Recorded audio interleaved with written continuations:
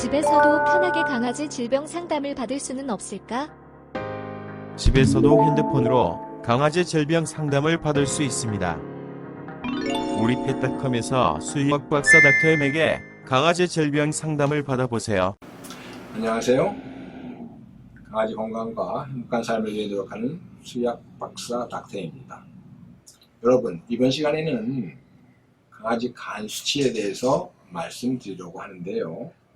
저한테 간 건강과 관련해서 상담하시는 분들 중에 간 수치가 엄청 높게 나왔다, 큰일 난 거 아니냐, 이런 상담을 요청하시는 분들이 종종 있습니다.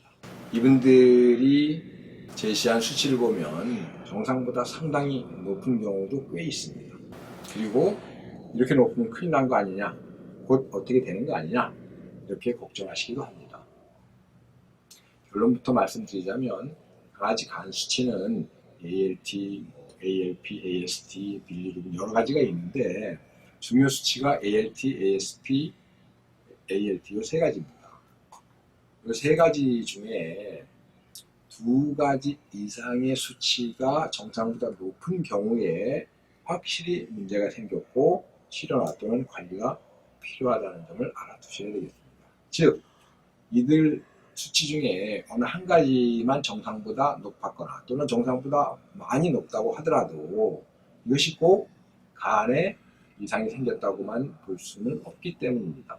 간 수치라는 것은 간이 독소 제거 같은 제 기능을 수행하지 못할 때 혈액 내에 증가하는 특정 효소 수치를 의미하는데요. 이들 수치의 증가는 단순히 간에 문제가 생겼을 때만 증가하는 것이 아니기 때문입니다.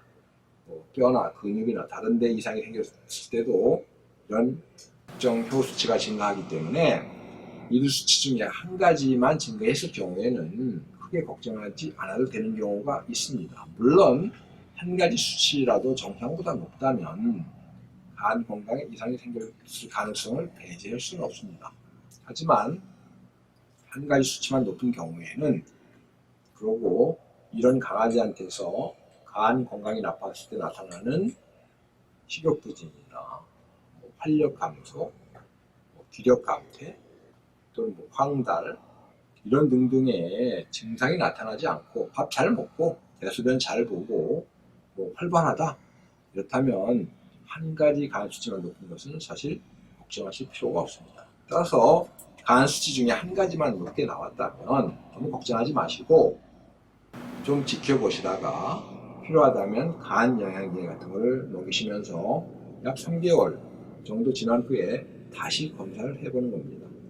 그리고 이때도 수치가 높다면 좀 더 자세한 검사를 해볼 필요가 있겠지만, 이렇게 검사를 시간이 좀 지나서 해보면 수치가 다시 정상으로 내려오는 경우도 적지 않으니 수치 하나 높다고 너무 걱정하실 필요는 없는 것입니다.